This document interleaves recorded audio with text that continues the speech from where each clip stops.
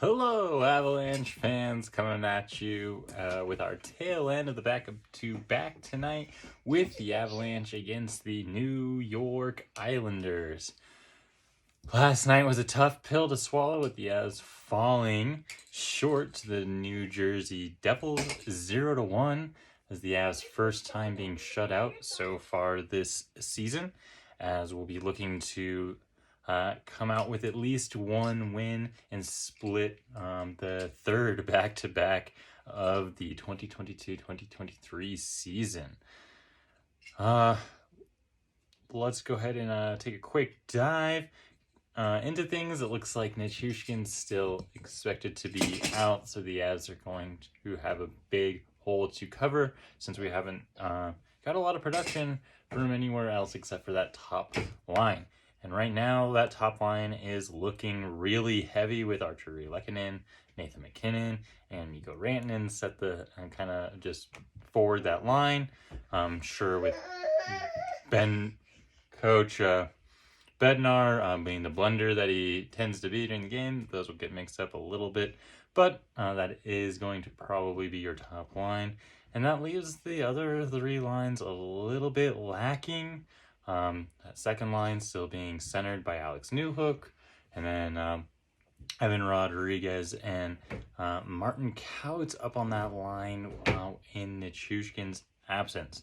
Martin Kautz was on that line last night, and we did not get a lot of production out of him. So hopefully we can see a little bit more action there, but looking at the stats right now, it looks like Colorado trusts their third line more than they trust their second line, with the third line at least averaging out around 14 to 15 minutes of ice time, and that second line is averaging a little bit closer to 11 minutes of ice time, with Rodrigues actually being the only outlier there, sitting closer to 17 minutes of ice time. Defensive pairings look relatively the same, like what we've been seeing so far. Nothing big there. It's going to be your Devon Toews, Kel McCarr, Bowen Byron, Josh Manson, Samuel Girard, and Eric Johnson. We got to see our backup last night in Frankie, so we will be seeing Georgiev tonight for his first game since we saw him in that stellar 40-plus save performance that he had on Tuesday against the Rangers. A crazy stat I was thinking about this morning was that Georgiev faced more shots on Tuesday than either of the two goalies last night in the New Jersey Devils game faced combined. There was only about 41 shots total last night in the game, and there was 46 saves made by Georgiev on Tuesday. So, not to say neither team was trying in New Jersey. It was a very defensive, locked down game, but the Devils were the ones that were able to come out on top there. With Nichushkin being gone, hopefully we can finally see Newhook get on the board. But if not, hopefully that top heavy first line is going to be enough to tow us to victory. In net for the Islanders, looks like they played Sorokin last night. So Varlamov will be in net tonight. We're used to seeing Varlamov. Just get to see him in a different jersey this time. He was a pretty decent goalie when he was in Colorado, so he does have that capability to lock a game down.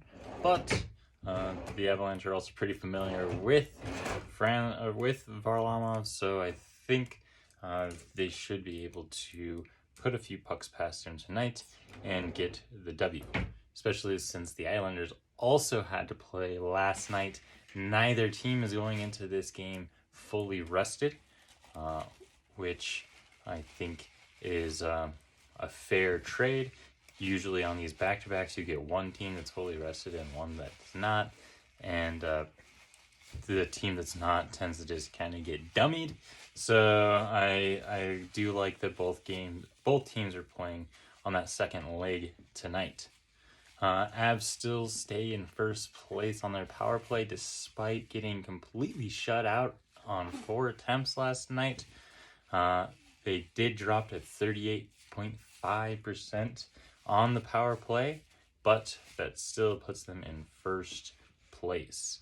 That being said, they were able to maintain a pretty good penalty kill percentage last night, but they still remain in 29th place. And the New York Islanders, it looks like, have yet to be beat on the penalty kill at 100%. I don't think I've seen that this many games into a season. Not that we're very far into the season, but with both teams playing 8 games, I usually expect the penalty kill to have cracked somewhere along those lines. Both teams sit pretty even in the face-off dots, so that should be there should be a chance for that to go our way tonight. Goals for per game currently fall towards the Islanders' favor at 3.5 goals per game.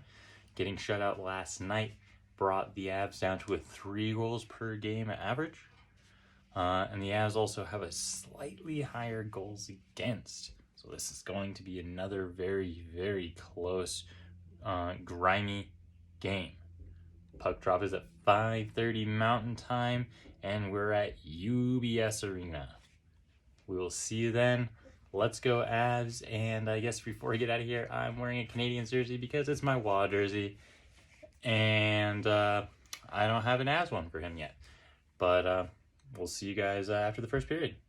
Go Avs country. Hello, Avalanche fans. What a period to start things off. Avalanche versus the New York Islanders. Currently, both teams sitting at 0 goals.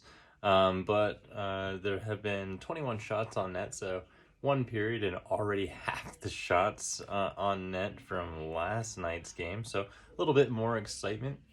Excitement didn't get started until about halfway through the period when Logan O'Connor got a beautiful breakaway, but Semyon Varlamov was able to put up the wall and keep the puck out of the net.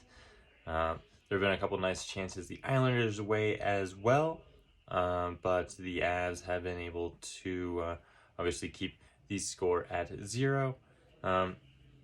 McDermott gets a cross-checking penalty against Mayfield, so you don't like to see that for the few minutes that we will see McDermott out on the ice.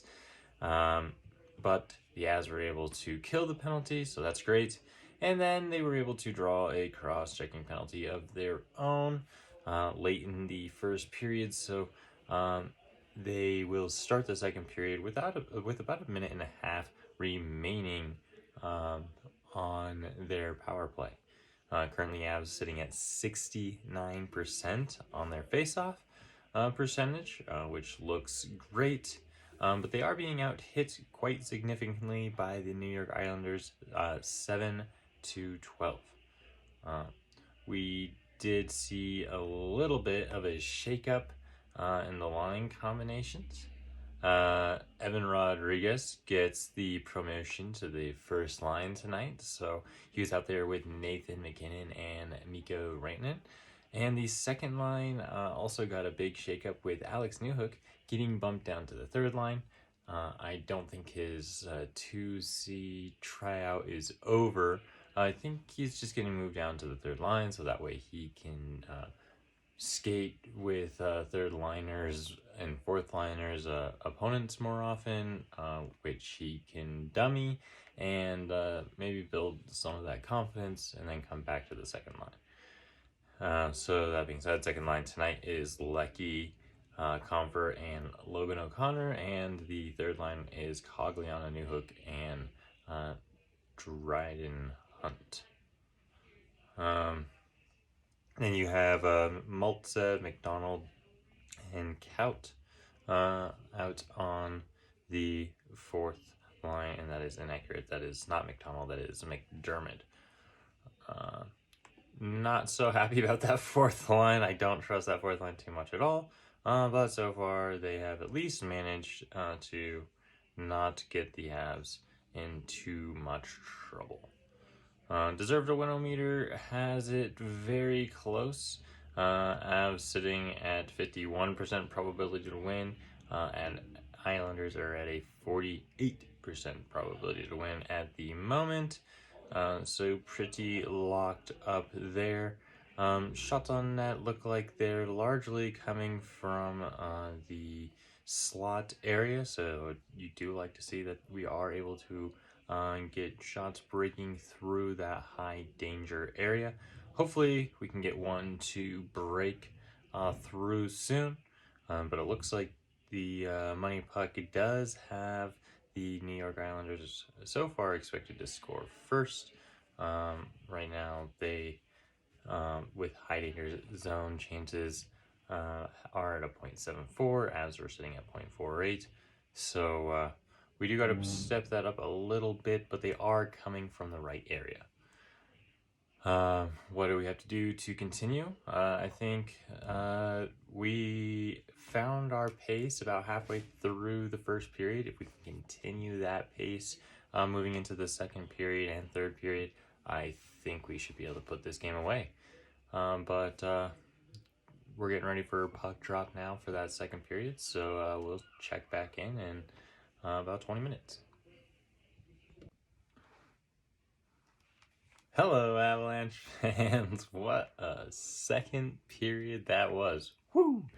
As they're up 3-1, let's get into the action. So, Evan Rodrigues is looking like he's on par to have a breakout season with the Avalanche. Apparently that is a thing. Come to the Avalanche and have the best season of your life. He scores 46 seconds into the second period on the power play, which breaks the Islanders' perfect record on the penalty kill, and put the Avs up 1-0. About 7 minutes later, Avs kill off a power play of their own, or a penalty of their own, and then Mikko Rantanen breaks loose on a breakaway and puts the puck straight past Semyon Varlamov to put the Avs up 2-0. Less than a minute later, first line back out, Evan Rodrigues again gets on the scoreboard with a tipped shot from Nathan MacKinnon. So 2 goals from Evan Rodrigues tonight, and we got a goal and an assist so far from the birthday boy, Mikko Rantanen. Avs held on to the 3-0 lead only for about a minute and a half before Noah Dobson was able to finally get the Islanders up on the score sheet. I, of course, would have liked to see the shutout. I'm okay if they only get 1 goal, because then that technically gives the birthday boy the game-winning goal, so I think that would be kind of cool to see. So far, the shot totals for the night are tied up at 23 shots apiece. Avs are sitting right at their usual 50% on their power play.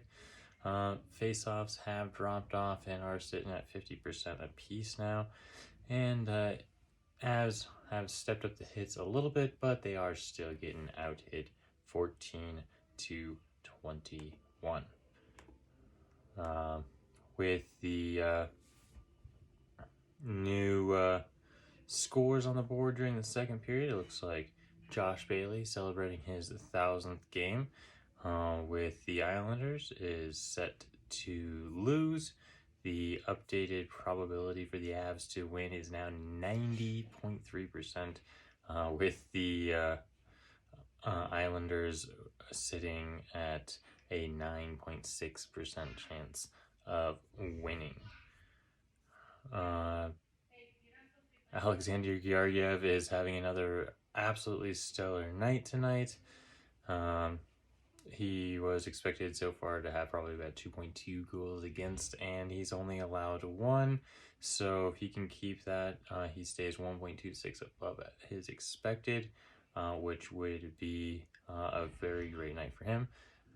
He continues to be an excellent pickup for the Avalanche. And I think that pretty much wraps up everything we have to talk about before heading into the third period.